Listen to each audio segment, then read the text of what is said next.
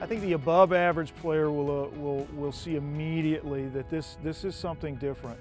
This ball just doesn't chatter at all. If you can see the line and put the ball on the line, it's going to go in the hole every time.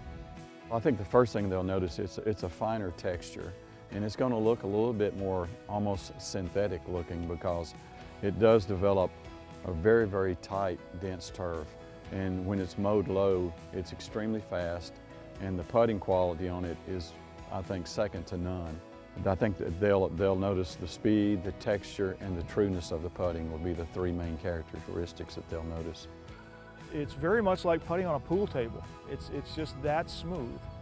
But I think even beyond that, the average player will also see a difference here.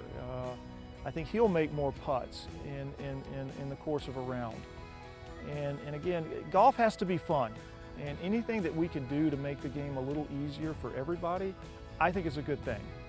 I think people, hopefully they're going to say it looks different, it putts different, this was a better grass. I think it's just an overall experience where they come in and they say, man, those greens were really fast, they were really nice. We've already ranked 3 golf courses in the top 4 in the state. We want to keep that going. We want to be the best, and this will only add to that.